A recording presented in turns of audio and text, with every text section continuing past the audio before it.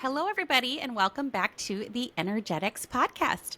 I am your host, Kara Bunde-Dunn, and today we're thrilled to have Nadine Moffatt, also known as the Modern Day Witch, join us. She has over 30 years of spiritual wisdom to share, so we're in for a treat. Nadine is a modern day witch, energy healer, and intuitive coach. She is passionate about empowering women through community, through ritual, and through connecting with their inner voice. Her unique blend of ancient wisdom and modern practices offers profound insights into personal growth and spiritual development. So let's dive in. Welcome to the podcast, Nadine. Thank you so much, Kara. It's my pleasure to be here. Oh, it's so great. And we are recording this. You live in Canada. I grew up in Minnesota, so Oh, I'm well aware of the winter climate and the temperature of what's going on. So what temperature is it right now? yeah, Minnesota's very similar. Today is actually quite cold. We have a bit of a polar vortex, so it's about minus 15, but Yeah. we're also in Celsius. Yeah, exactly. But still, that's still very, very, very cold. It's cold. Yeah, I have a friend of mine who is also a medium, and she's from New Orleans, and she's sending me video clips of the snowstorms of New Orleans. So, I know. yeah, so it's crazy. Well, thank you so much for coming. I would love to just hear a little bit about like your journey as an intuitive, and like how it all came about. Did you always have these abilities? What has intensified or awakened in you? Can you just share a little bit about you for our listeners? Absolutely. So I would say that my journey with my sensibilities me connecting with them started at a young age. I grew up in a family where my brother and my mother were both clairvoyant, and so they were able to see and connect with spirit in that way where I realized I didn't see, but I felt. So I have like claircognizance, clairsentience, and being able to feel things, but not really understanding what it was. That turned on for me when I was young. And then in my late teens and early 20s, I started to study it more, get into things like past life regression. I studied tarot. I started my energy healing training with Reiki, and um, and just really getting into that world. And things started to come online for me differently at that stage. It was not just the felt experience, but I started to understand it. And Mm. that was the stage of my first career. Actually, I worked in the spa business, and so Oh, I lovely. would be working on clients, and energy would be moving and downloads would be coming in, and I'm like, okay, something's happening here. Yeah, it's funny. Like a lot of massage therapists will say that. Like they may not know, but I'm like moving stuff through them. It's like, I can feel their energy. I can feel it with my hands. Yeah, and it's great Yeah. because it really allows you to connect with people Yeah. differently. Okay, so you were in the spa business. Now, how did you transition into, being a spiritual entrepreneur? Oh, I mean, I have had many iterations of career, so to say. The spiritual part and the energy work has always kind of moved through that. So while I was working in the spa business, actually in Minnesota, I used to spend a lot of time there because I worked for Aveda, and I Oh, was nice, sure. a trainer. And so um, I, I, during my tenure there, I actually took a hiatus and kind of on a whim, went to Sri Lanka and lived there and studied acupuncture and different alternative health studies, worked in the hospitals, and um, different things would come online. I spent time, my professor was a Buddhist monk, and so we would spend a lot of time meditating. I started getting into my body differently and Yeah. knowing myself differently. And so that was one career. And then I had twins. I got married. I had twins. I decided to become an entrepreneur. And I was very passionate about how women felt with how they express themselves to the world. So I actually became a stylist, started my own business doing that. And I think, again, the intuitive connection really allowed me to be in relationship with my clients differently. That transpired into a custom clothing business where we made custom dresses to fit women, not for women to fit the dresses. Love that.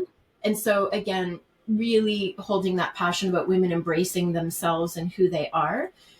And during that time, when I share this story, it was in my marriage, I chose a partner who really allowed me to stay small, made it very easy for me to stay small, to lose my voice, to not allow my true self to be seen. And, this really ties back to past lives and the maternal lineage of like healing that needed to happen. And so, how we move through hard times that will really, they're to benefit us. And so when the marriage ended, that allowed me to come back into who I Mm. really am and be able to reclaim my voice, remember, connect inwards differently. And even though I held a thread, I would, I'd be hiding my crystals and my cards and, all of that stuff. So I was able to now, it was like freedom to fully embrace myself again. And Yeah. that's when I dug back in, and my business called Becoming Still really it began then. Yeah. And It's such a great name, by the way, oh, Becoming Still.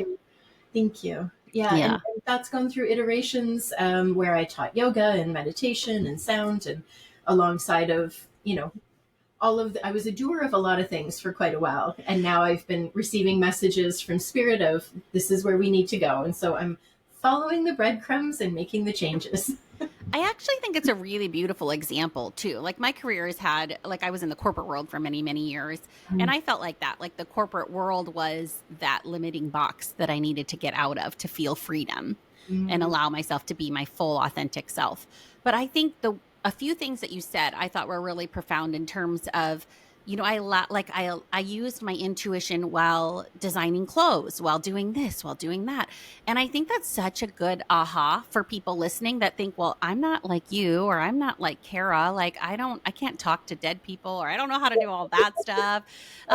So maybe I'm just not that intuitive. And I think it comes in spurts of creativity, in like these big ahas that happen, or channeling in. And I think it's so cool that you've done so many different things, because it allowed you to keep growing and expanding, and we don't have to fit into one box. I don't think that's what we're designed to do. So I think that's really cool, actually. Absolutely. And I love that you say that because we it gives us permission to be able to move through the world. Not like people will often say like how do you marry the magic with like the mundane and bring that in to your everyday life. And it's true, you don't have to make it a career, but knowing yourself, trusting yourself, that divine feminine piece that we have, it can be of benefit in a world that is really conditioned to value success through the masculine, right? The Yeah, doing, totally. the achieving. Where when we can shift and see the value, like the value for me in being able to relate to women differently, to be able to intuit how I wanted to move forward in my business, Yeah. that was the feminine coming through. And so yeah, it's of huge value. Yeah, I think it's like when you get a little nudge, like listen to it. Like I Yeah. was just at dinner with some girlfriends last night, and a friend of ours is in town. She sadly her dad passed away just Oh, recently, and they're having their services this weekend. And I bundle up with my winter coat to take my kiddo to school, and I check my pockets because I put my mittens on every day, and there was nothing in my pockets. And then I go to put my coat on to go to dinner. And of course, like spirit works with us and within us, but it's not, you don't have to be a medium for spirit to work within you. mhm. And I go into my pocket and there's a dime in there. And I was like, oh my God, this is for her. It absolutely, and like, I can feel the presence of her dad, but I'm like, buttons off, buddy. I'm not channeling today, but, here. So of course I give it to her and I said, this is for you. Like, I really think that this is for you. And immediately she's like, oh my God. Oh my God, like I've been seeing dimes everywhere. Oh my God. Like, of course it was like a sign for her, but it's like that can happen to anybody. And you might reach in your pocket and be like, oh, and then ignore that little whisper that told you to like deliver it or do something with it. And I think it's like, just act on the guidance that you get. Absolutely. I love Yeah, those reminders. I know. I love any story about signs. People do too. Okay, so I want to dive in. You have the title of Priestess of the Rose. Please tell me more. What does that mean? Well, the priestessing path came to me. It was a couple of years ago, so this is a newer practice that I have moved through. So I did a year and a long training through the Rose lineage. And priestessing for me is a beautiful way to, so I have a lot of Venus energy in my chart. I have like Libra moon and rising. When I had my natal chart read, there was like a lot of Venus. And so, or And if Venusian. people that I think they can probably draw the connection, but if Mm, you're like, I don't know anything about charts, I don't know what that is. I talk to a lot of just everyday people that are opening themselves up to this spiritual world. So what would that mean if you have Venus in your chart? Do you want to just dive into that a little more? sure.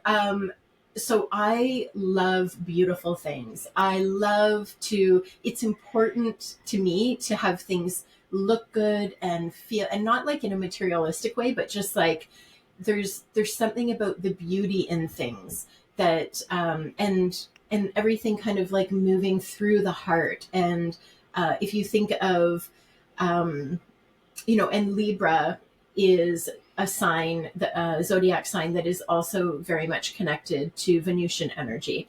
And so that is like on a natal chart, which is an astrological chart, my placements when I was born, my moon and my rising were both in that sign of Libra. And so it's in me, that actually, if natal charts are new for you, it was a really great tool, an experience for me to be able to understand myself differently. So I share that because, Yes. you know, when you study priestessing with the Rose lineage, we are looking at the cycle that Venus, the planet Venus, moves through its transitions over an 8-year period. And when you track that, it actually creates a rose image. Oh, cool. I had no Yeah. idea. Yeah. So, if you Google the Rose of Venus, it's this gorgeous, and I have like a pendant that I'll wear, but we're tracking her path. And so that's why, And it makes a rose, her path makes a rose pattern. yes. Okay, that's so cool. Yeah. Yeah. It's beautiful. So what does that mean to like study the priestesses? What does that study entail for you? I think a lot of people will be like, what does that mean? Is it like going to seminary? Like Yeah. what is that like? Um, so there are different lineage, different people that you can study with in different ways. This one in particular, like I said, we followed the Venus path. So we're looking at, it acts a little bit as a mirror for ourselves in terms of what we move through as we, there's like when ascending or descending, and it's moving through different, how would I describe it? Different periods where we might be feeling things. And Is I this a think self study for you? Has this been, or have you like gone somewhere to say like, I really want to learn how to understand how to activate my chart in this part of me? Like, can you give like a more 30,000 foot view to help us anchor in on what that's like for you? for sure it's, I can say that priestessing, like just a general overarching statement for me, is about helping to facilitate women back to themselves, Mm, into themselves and their inner knowing, um, and that, and connecting to the heart. yeah. And we talk about like the triple flames where, we are knowing and we're feeling and we're in our power, and lighting those within us. And so that's just kind of like the priestessing path. I Yeah. actually studied with, it's a program called Priestesses of the Rose. Love And it. I so love that. two gorgeous priestesses. They've been priestessing for over 25 years, and we worked together very closely. It was, like I said, a year and a day long program. It, I think the priestessing journey can be either very personal, so something that you just take for yourself to know yourself better. It's a beautiful self discovery journey to go on, which I did. And then also, how do I bring that into my Yeah. work? How do I bring that into my everyday? And the activations that happen through that process allow me to show up differently in my world, for my clients, for my family, for my friends. Yes. And you Yes, can get I into the always think like, so if nitty-gritty. you're, can I anchor in this and you tell me if I'm off, like for the listeners. So it's like if you're like, I don't really know what that term means, or how do I get my head around that? I like to think of you as like I am like you're like mother henning and mentoring and bringing in people into their own wisdom and exposing them to that deepening of understanding of themselves. Yes, I Does think that that anchor in, or does that feel aligned for you? absolutely, Yeah. absolutely. So Yeah. okay, so talk to me about these stages of maiden, mother, and crone. I don't know anything, so you treat me like a kindergartner and teach me all the things. For sure. Well, these are these are archetypes. Okay, That's perfect. a key sentence there. Archetypes that we can look at for women as we move through our life experience. And so, maiden is representing our younger years before we have our first menses. It is represented by the season of spring, and it is youthful, and it is beginnings, and all of that energy that goes with the springtime, air element. And we have maiden, and then transitioning into a mother stage. And mothering tends to be a fairly lengthy stage. So once we again have our first menses and we start to bleed, we are then able to mother Yes. technically. Yeah. And this doesn't necessarily mean that you have to birth children. You can be mothering your career, you can be mothering a project, or a passion or hobby. So Yes. it is anything that you are nurturing and bringing to life. And so we move through that stage where there's a lot of focus on nurturing and caring for. And then the last stage, and these are three typical stages, is crone. And this is where we sit in our wisdom. We are the elders. We pass on the information that we have learned. So these three stages have represented a woman's journey. And again, when we look at mothering, it's like summertime, fire, and then we've got crone is like winter, and the water, or sorry, earth, no, water.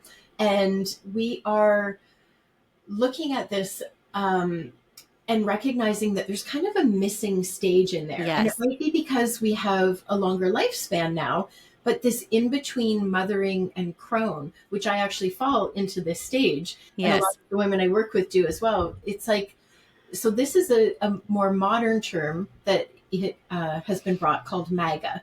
And I like to refer to it as the mage stage. So this is where we get to play with our magic. This is where Love we have this. learned so much. Now we might have more time and space because we have mothered whatever it is we've brought to life. And we now get to bring the focus back to ourselves.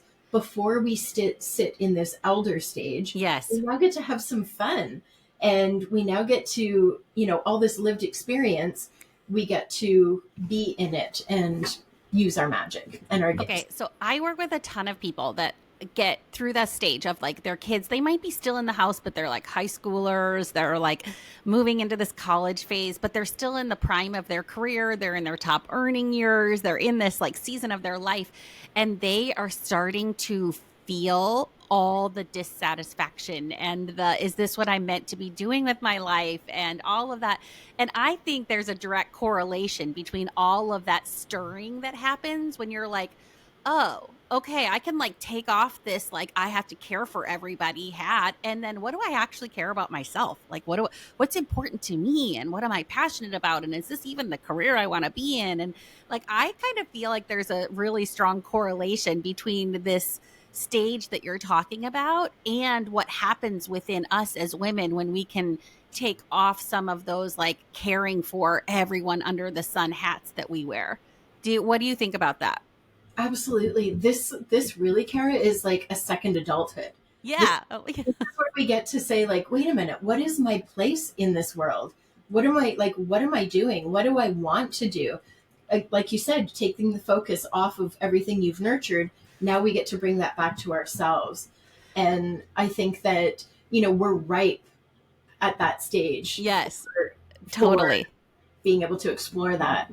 Yeah, I actually have a little thing at my desk that said, let it be easy. How simple and exciting and fun can I make it? Like, how Mm, do I bring more joy and fun and like energy to my life? Because for me anyway, at the end of my mothering season, I really mothered myself.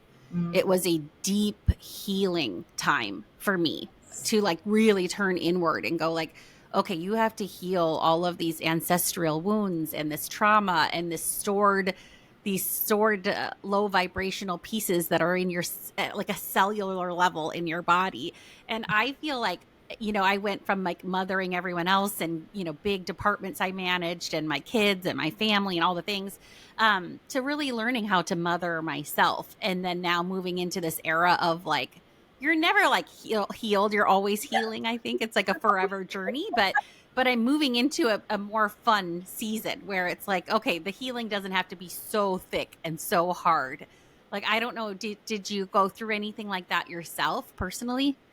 for sure. My kids just turned 18. I have twins, and they've just both, gone off into post-secondary. Um, this is this is a stage now where I'm getting to really bring the focus back again, right? And like, what do Yeah. I want to do? And what are the things that maybe I was trying to fit in, and now there's more expansion, there's more time for that. And, and I think that there's something interesting with this, Kara, because a lot of times, women might get to that stage and be like, okay, I know what I want to do. I know what brings me joy. I have that feeling and that knowing. And then there's others that might get to that stage and go, I have no clue, Hmm. and it might manifest in ways like my relationships need to change, my career needs to change, something needs to change, and I don't know what it is, right? Like, Yeah. and so those can also pose um to a challenge in terms of like needing to know or needing to explore, needing guidance around it. Yeah, So, I actually and that's find normal.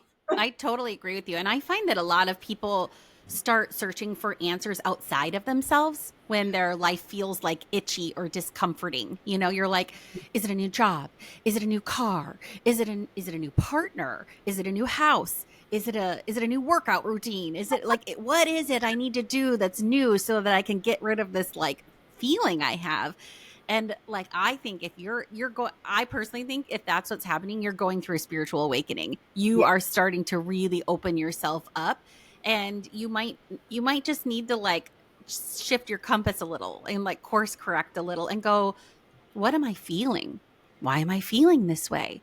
What Mm, is this meant to teach me? Why am I feeling a stirring of my life? Like what is opening up for me? And I just think like I love the name of your company. It's like just in the stillness is where the wisdom can drop in. So I always think it's really profound if you're feeling that way to just give yourself some space to see what comes through instead of like going straight into activating and doing 12 other things to see if that fixes it. And I'm curious if that's similar for you and the clients you work with.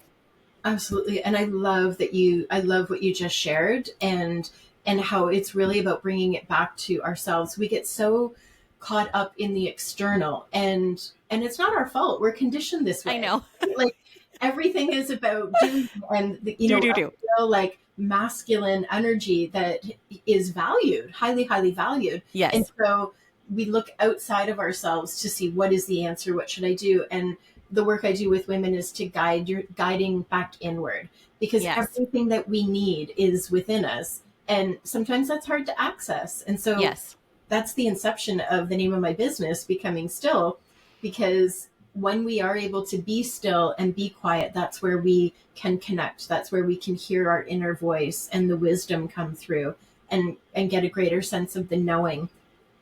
Being in our bodies, a lot of women live outside of their bodies, from an energetic Yeah, perspective. let's dive into this. I think people are like, tell me more. Yeah. Yeah. Well, like, we can live. I often say to people, I'm like, you've bumped out of your crown, like the Oh, crown yeah, sure.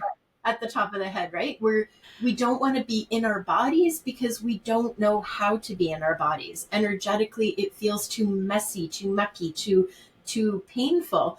And so being able to navigate that process, that transition back in. Facilitating women inward is like what I love to do. Yeah. So And what are you likely to be experiencing if you're not in your body? Like what would that look like for somebody if they're like, "Am I in my body? I don't know. Tell me more." so, yeah, that's a great question. When we are not in our body, sometimes it can show up in terms of like feeling numb to Mm. things happening. So we might have this chaos and we might think, oh, that's great, look at me, I can manage all of this chaos. Exactly. And I don't I am the juggler of all the balls. Check me out. Yeah. You might want to take a beat and then Yes. say, I probably should be feeling something here. Like I should Yes. be having that experience within. And so there's not only, a feeling emotionally that we can connect with, but also like somatically checking in with our body. I love the practice of just bringing your hands to your heart, to your abdomen, feeling the palm of your hand on your body and just Mm. sit with that. Like, can you actually feel that in Yeah. your body? Mm. And sometimes we can't. So it's these small movements inward of making that connection. And it's funny because the women I work with will come back and be like, "Oh my God, now I'm starting to feel everything." So it's Yes. also important I like to use the term titrate, also because I was a chemistry nerd in my youth, but um, titrating the feeling back inward, because it can be too much if you've been disconnected, if you haven't been Yes. feeling, to all of a sudden come in, or you might reject it and resist it so strongly. So allowing it to come in slowly Yeah. to make that I truly believe that. For me, so much intuition will show up in my body. And when things are, I think this is true for anybody. Like when something's out of alignment, you feel that too. Like you walk in a room and you're like, oh, this guy, I hate this guy. He's such a jerk. All he does is talk about himself and how he's the king of all the things. And like, and you feel it. All of a sudden you're like, oh, my shoulders feel tight. I have a pit in my stomach. I have this, I have that. Like, I always think like your body is also telling you things. It's giving you information, you know? Or it's like if you're living life with the pit in your stomach, then that's a really good indicator that you're not in touch with your whole self and you're not using your intuitive wisdom because you're you're allowing all of the crazy of life to like influence your well-being, you know? And so that's like I think not that people don't struggle with anxiety and like that you shouldn't be, I'm not anyway like saying don't medically treat whatever's going on within you, but I Yeah. think it's a really, I work with a lot of mid-career upper career women who are like, I just can't do it anymore, like, and they have just been ignoring all the signs, and they'll actually use those words with me, Nadine, like, oh yeah, no, I knew, I've known this for a long time, I just kept like getting on the hamster wheel and ignoring it. Yes. And I think that like it's so powerful what you're doing to teach people to say, just bring yourself back into awareness and Mm-hmm. allow yourself to connect in with your body and allow that wisdom to start showing you information. Yeah. And giving yourself permission to trust what Yeah. you're feeling, and Yeah. to place value on making those connections. We don't hold value around that. Like if we're able to, Yeah. like, it's valuable for my relationships, for my career, for the way I move through the world, to be able to know myself, be in my body, and to be able to feel and respond and do the things from that place. That's highly valuable. Totally. 100%. Okay, Yeah. so I want to talk a little bit about witch wounds. Okay. So, this is something that you are an expert in, and I have had several readings lately where their guides are bringing up witch wounds and allowing them to feel safe to explore who they truly are. So, will you anchor us in what it means to have a witch wound and how you see it showing up for women today? For sure. Yeah, witch wounds show up in, it can, again, can manifest in different ways. A lot of times even as I start to speak it, my throat's starting to close. Yeah. um, It's you know, especially true. I would say 98% of women need to unblock their throat chakra. yes, I couldn't agree more. um, it is the throat. It is speaking our truth. It is owning what we want to say. Um, the witch wound ties back, and so again, this might get a little esoteric, but we can bring it back into some groundedness as well. But when we look at, I believe that we have different incarnations and that we have past lives, and so lives that we may have lived may have been ones where we have been oppressed and where we have been silenced and where we have been tortured or killed or what have you for speaking your truth, for owning your powers and your wisdom and your knowing. And so that carries through. We have that in our cellular DNA when we come into this incarnation. And so it's kind of a remembering process of, oh, those visions or dreams or sense or felt senses that I have around this, that's actually real. That's actually something. And so being able to understand that and know what you're dealing with so that you can heal from it in this life. And then we also have like matriarchal lineage that we can look at.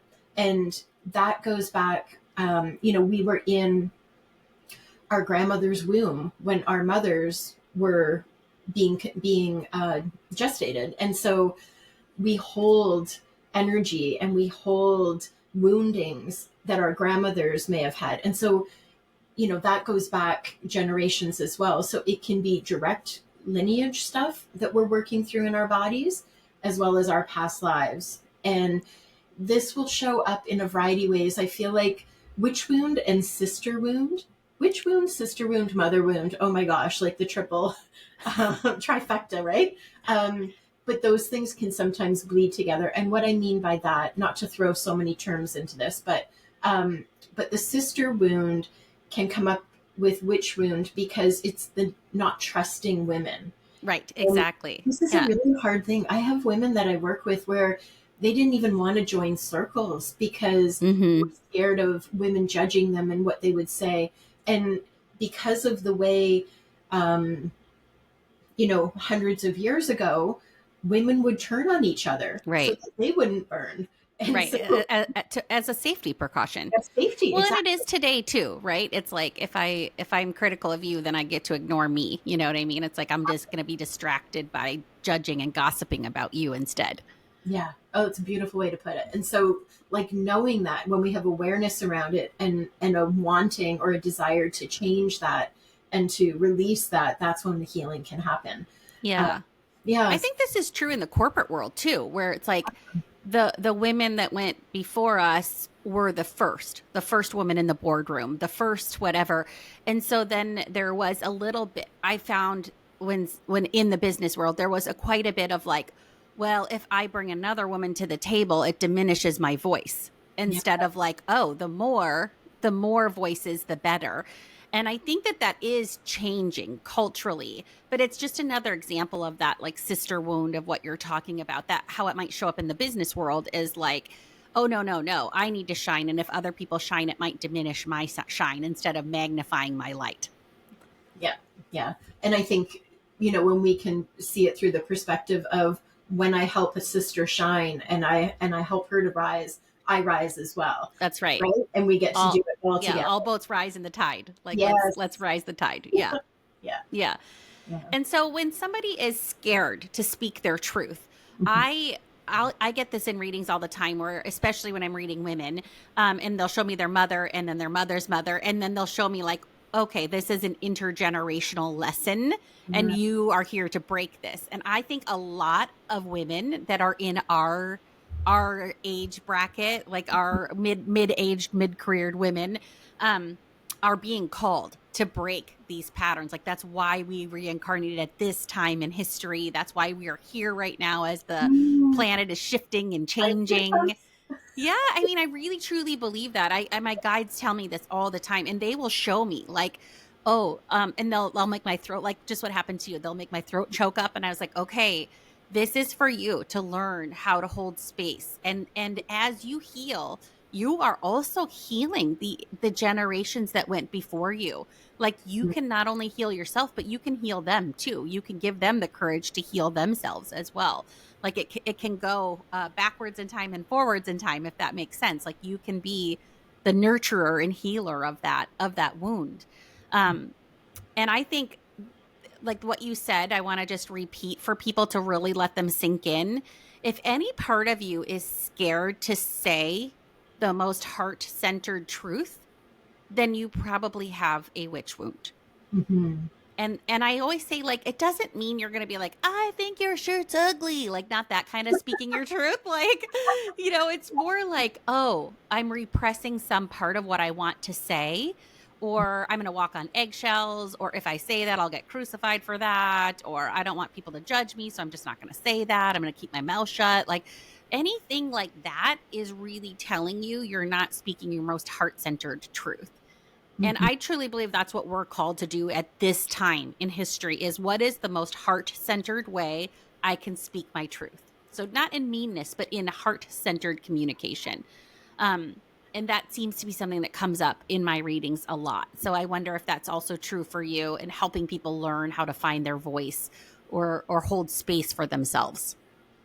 Yeah, I think that's a beautiful way to to visualize it and to feel it and know it is, if something is coming from within you and you know it to be true and you know it at your core that it is something that you own, you live, you experience, and there's a block in releasing that, energetically it comes up because it has to move from the heart up through the throat and out. And when it's not able to pass and it's not able to come out, we know that there's something holding it. And Yeah. yeah, it's so like there's a lot of practice. It's funny, a lot of my clients, I always give a little bit of home play, and quite often it's singing. Oh, nice. Yeah. Just helping you come into your voice. Yeah, getting the resonance moving through the throat. And, I'm like, as loud as you can in the shower, in the car, like wherever you are able, and noticing how it feels, whether that means oming or chanting Yeah. or like anything that fits and feels good for you. But just the act of singing can really help to open up that throat space as well. Nadine, you do realize that we're going to have like 1,000 women listening to this podcast, like screaming and singing Madonna at the top of their lungs for the I love next 5 days. I love it. The job is done. That's right. Whitney Houston, belt it out, girl. What do you got? Yeah. That's a really good practical tip, though. That's not one I've ever heard before either. So that's really powerful. It's like if you feel like you're struggling to find your voice or speak up, then just sing in the car while you're driving wherever you are at the top of your lungs and see. Just take a body scan and see Yeah. if you feel any energy shift. Yeah. What a great exercise. I love that. Yeah. So fun. Love it. Okay. I really want to talk a little bit about ceremony and sisterhood and this idea of community and creating circles of community. Can you talk a little bit about that and why you feel compelled to provide that and share that with your community? Absolutely. I got the call a few years ago that it was important first for me to be in sisterhood and in circle, and part of my healing was going to be facilitated through that sort of journey.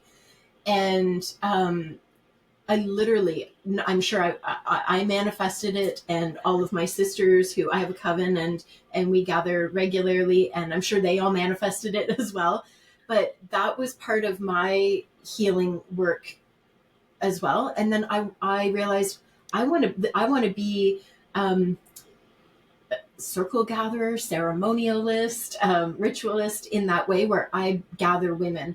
It's something that I'm really passionate about. And, it showed up for me. I'm very social. I'm blessed with a number of circles. And I remember after I had my twins, just a backstory on this, the community that I lived in, I started noticing other moms and ended up creating, like being the one who organized a group of all the moms to go out like one night a month.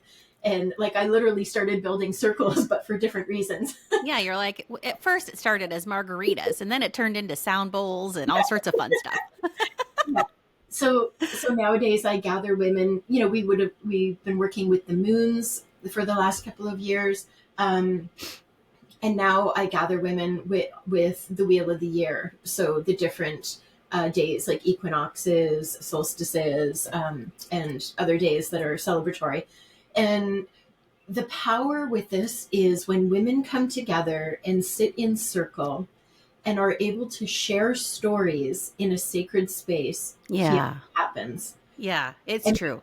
and it's not just what is for one is for all. So if somebody is sharing something that they're releasing and letting go of, it is releasing for the whole circle. There's an Mm. energetic thread and container because we cast the circle, we bring people in, and all of that, everything that alchemizes is for all. And the healing, and for the things we're calling in, for the joy and the abundance, and it's for both. And it's something that I have witnessed so much growth in others. I've witnessed so much growth in myself. Oh my goodness. And my coven, my personal coven, like, I love where we look back year on year Yeah. and it's like, wow, the change just from being in Yeah. sisterhood and moving through ritual and ceremony together. Yeah, the thread that comes through for me while you were sharing that is when you're in a space like that, you are, and it's a sacred space and it's doing its job. It's doing what it's supposed to be doing. You are like allowing yourself the safety, the Mm. environment and the safety to heal and to be vulnerable. And Mm. I think those are two very powerful things for women in particular, is to feel safe enough to be vulnerable. And when we are, I mean, when you think about everything is energy and vibrations and all of this, like carrying shame and carrying trauma and wounds and all of this sadness or heartache that's like living within us, like it's such a low vibrational energy, and it Mm. really does hold us back from being our most beautiful, authentic, amazing selves. So I think it's really special that you hold space for people to say, I want to let go of these things so that I can call in more of what's aligned for me. And I think there's a little bit of truth to, like, you can only hold so much. So if you, when you release that, you're opening a spot. It's like, oh, Yes. I let go of that old belief, or I let go of that shame I carried about that choice, or whatever it is. It's like when I let go of that, I now have this open spot, and I'm going to fill it with something really freaking good. Yes, And absolutely. and I think that's for me, that's the power of being in a really safe community, or being in space with people that honor and see you for your full self. Hmm. Yeah. Yeah, it's so true. And sorry, what just comes through for me with that is I also think it's important for women to, because as you're sharing, I can feel, that's when the sister wound, or that's when these things will rise up, and it's like, Yes. oh no, I don't want to share. I don't want to be in that space. But there is such profound beauty in being witnessed and Yes. being the witness, and co-creating this healing that happens. I've seen the women come in so nervous and so scared and Yeah. like, I can't do this. And as long as you put something, your voice has to come into the circle in some way, but you can share as little or as much as you want. And know Yes. that if there are circles that you can be part of, it can be a process of, like, you don't have to jump in and share all of your authentic self in that time, right? Like, know that it's normal to feel a little bit of discomfort, Yes. and that's where the healing happens, truly. Yeah, totally. I had a friend of mine, she like stood up and shared at a business conference in front of like more than 1,000 Wow. people. And she was like sharing how her journey of, um, her and her husband went on this journey. They read this book and they went on this journey of like telling each other the full truth, like not lying to each other ever again. And she was like, I got up and I felt like I went to share this because it came through in a meditation. And then I talked, and she goes, and then all of my ideal clients, because she works with entrepreneurs and this is a business conference, she goes, all of my ideal clients are in the room. And the whole time I'm sharing, I'm thinking, oh shit, like I'm literally going to ruin my entire business by being this truthful and telling this like secret, and like sharing how all the things we revealed to each other and how hard it was, and how we lie to ourselves and lie to each other and like all these things. And she shared this thing, and literally like the whole room was crying. And then like the next week she was booked out forever. And like the biggest fear that she had ended up being her best blessing, is like releasing that fear and like really telling her story to the world, you know? And I think that's kind of how it goes. Not always, but that it's like there is magic on the other side of our vulnerabilities. Yeah. Yeah. Yeah. That's where it's like we just need to step across the threshold of fear. Yes. And we Yeah. all have it. Like truly. Like no one is devoid of fear. It's just that you're allowing courage to overcome the fear and to step through it anyway. You're Mhm. like, okay, I have this fear, but I'm going to step through it anyway. And it can be fear about anything. Like it doesn't have to be like so traumatic. It can just be like, I am like, I'm scared to go to the gym again. Or I'm like, what if people make fun of me? Or I don't know what to do. I don't know what I'm doing. Or I want to start crafting and I look like an idiot. I don't want to do it because I don't want to be bad at something. Or, fear can show up in all sorts of different ways, but it's like, just take one small little courageous action today and work through one small teeny little fear and see how it feels in your body. Yes. Beautiful Yeah. message. Okay. So I want to do rapid fire. I ask all of my podcast guests this, like just say whatever comes to mind. Okay. Okay. Okay. What is your favorite food? Salads. Oh, you gotta be kidding. Is that true? No, it is 100. My brother buys me like salad cookbooks. Like I truly love salads. Do you? Okay, I will say I made the most dreamy salad ever this weekend, and it was arugula and spinach, goat cheese, pickled beets, Ooh, pistachios. I made a Mediterranean lemon vinaigrette, and I put some chicken on it, and it really was like divine. my I was like, mouth. oh, I could eat that every day. Your mouth watered. Just how does that sound to you? Does that sound like a salad you would eat? Yes, I would Love be it. for that. Okay, what about your favorite place to travel or like a bucket list place that you have on your list? Oh, bucket list. I would love to do. I haven't done a safari in South Africa. Oh, do Yeah, it. yeah. I have traveled a lot. I'm a Sagittarius, which Yes. we travel. So Yes. I love to travel, but that is a bucket list. Yeah. Yeah, I mean, I need to talk about your time in Sri Lanka too. Like maybe we'll have to talk about that even more later. Okay, what about your favorite like holiday? Do you call them holidays in Canada? Like, okay, what's your favorite holiday? My favorite holiday. My favorite holiday would be Yule, which is a pagan term for Christmas, because my birthday is right around that time. So there's a festivity. Like I love that feeling of being cozy and Yes. celebratory, and also hibernating. And it just like dawned on me too when people like the Yule tides, and you're like, oh, yeah, Yeah, there we that's go. it. That's the thing. What about your favorite animal, or is there a spirit animal that you're seeing on the regular, or that is like one of your spirit totems, for example? What about that? Yes, I really connect with ravens, and in particular the white raven. And so my witch name is Bronwyn Freya, and Bronwyn is the keeper of the white raven. And so, yeah, Oh, so it's even into so much of yeah. your name. Yes. Love it. What is your favorite thing about what you do for a living? Oh, that I get to do it. Like literally, I was just saying like that whole phrase of like, if you're not doing something that you would have been burned for a few thousand years or a few hundred years ago, are you even living? Are Like, you even living? but in truth, I do. I get up every day with that feeling. Not every day. Like, okay, Yeah. let me Well, rephrase. Often, yeah. most of the time. The majority of the time. Yes. But I get up with that feeling of like, I get to do this. Like, Yeah. I literally, this is my life. I get to do this.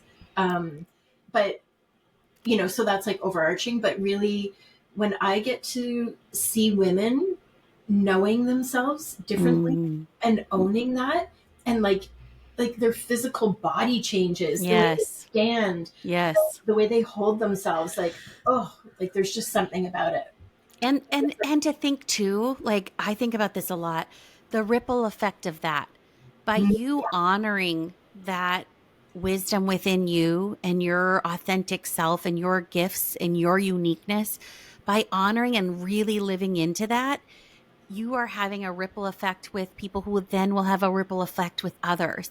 And that is how we change the world. It's like one ripple effect at a time. I couldn't agree more. It's literally a movement. Like you Yes, are creating movements. It's not just work. that's right. It's so gorgeous. Okay, this kind of ties into what you said, but what brings you profound joy? Oh, oh man, so many things. At first I was thinking my dog. Yeah, that's perfect. I love I that love answer. my dog, my kids, my dearest sisters. Like, yeah, so much joy in those things. I noticed that you didn't say the Canadian cold for some reason.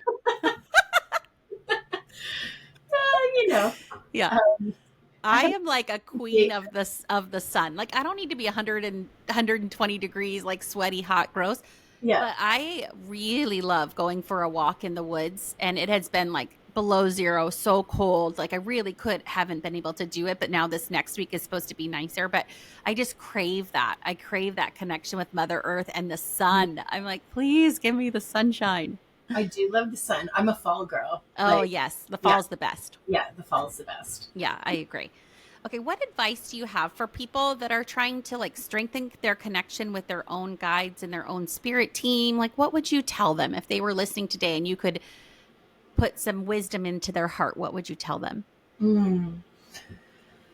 I would say that, you know, again, finding opportunity where you can take away some of the external and and it doesn't have to be for long. I think Yeah. that people's heads will automatically go to meditation and then they're like, I can't meditate and I can't do that. It doesn't have to be that, but just removing external noise so that you have a little bit more availability to hear and feel and connect. Yes. And then once you have that, trust it.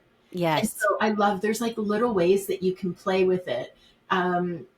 Even the most mundane thing is like going to the fridge. Should I have an apple? Should I have an orange? And then noticing like what what is the first thing that comes through Yeah. and trust it.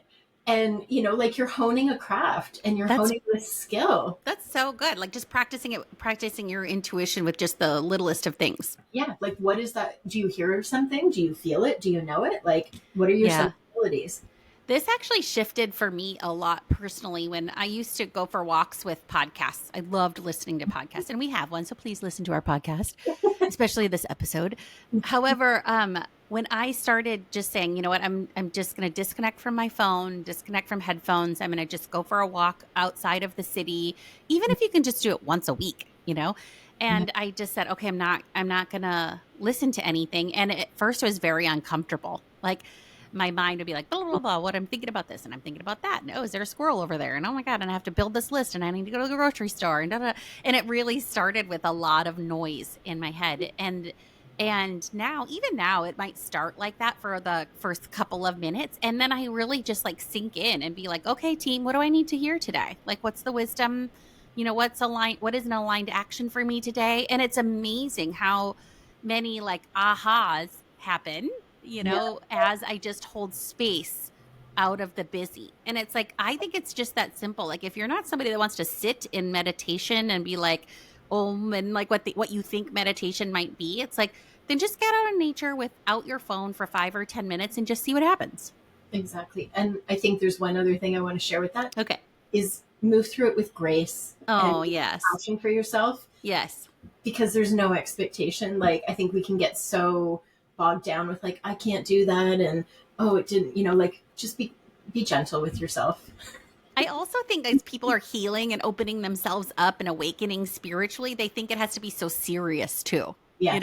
You're like, no, just go dance, go out in the rain and dance and see if you feel better. You might just have something drop in. It doesn't Yeah. have to be so like sit in silence for days or weeks or months in order for things to start dropping in for you. Yeah, totally. Yeah. Love that. Well, how can people find you? I follow you on Instagram. What types of ways can people connect with you? Thank you for asking. People can find me on Instagram under the handle at becoming underscore still. Yes. And then my website is becomingstill.ca. .ca for the Canada. Yes. And we'll link that in the show notes as well. So, Well, Okay. thank you so much for coming. I truly appreciate you coming on the pod, and I can't wait for everybody to listen to this episode. Thank you so much for having me, Kara. It was my pleasure. Yay. Take care. You too.